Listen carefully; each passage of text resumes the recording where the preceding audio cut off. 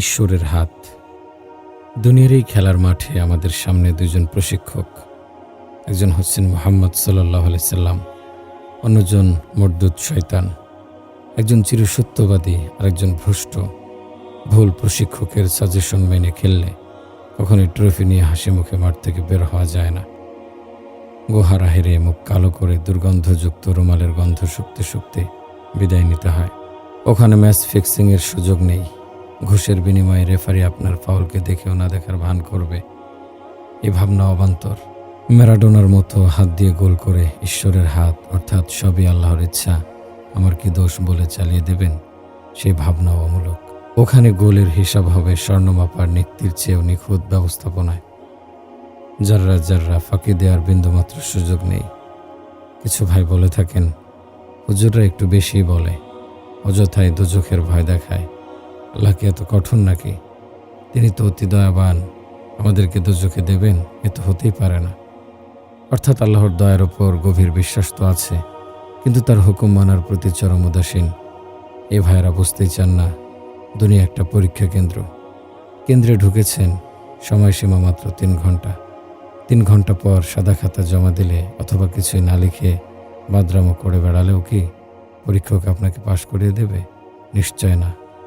নিঃসন্দেহে আল্লাহ দয়াবান, সন্দেহের কোনো কারণ নেই। তার রহম থেকে নিরাশ হওয়া যাবে না। তাই বলে অবাধ্যতার চরমে পৌঁছেও রহমতের আশা করা কি চূড়ান্ত ধৃষ্টতা নয়? মুজাদ্দিদে মিল্লাত আশরাফ আলী থানভী রহমতুল্লাহি আলাইহি বলেন, এটার নাম আশা নয়, এ হচ্ছে আল্লাহর রহমতের সঙ্গে তামাশা।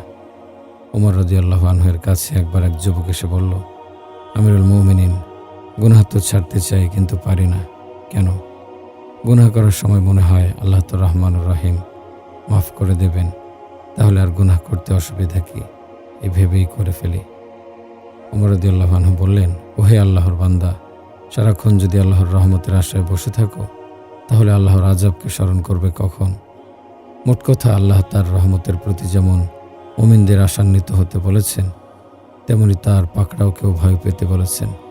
ভয় ও আশার ক্ষেত্রে মুমিন হবে ভারসাম্যপূর্ণ।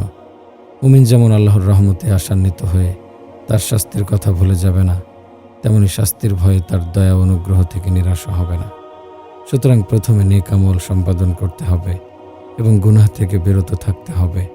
এরপর নিয়মিত তাওবাও করতে হবে। এগুলো না করে যদি কেউ নিজ প্রবৃত্তির অনুসরণ করতে শুরু করে, আবার জান্নাত পাওয়ার ওপর অযাচিতভাবে আশাও করতে থাকে, তাহলে এর অর্থ হবে আল্লাহর পাকড়াও থেকে নির্ভয় হয়ে থাকা। এমন লোকদের বিষয়ে ইরশাদ হয়েছে, তারা কি আল্লাহর পাকড়াও থেকে নিশ্চিন্ত হয়ে গেছে? বস্তুত আল্লাহর পাকড়াও থেকে তারাই নিশ্চিন্ত হতে পারে যাদের ধ্বংস ঘনিয়ে আসে।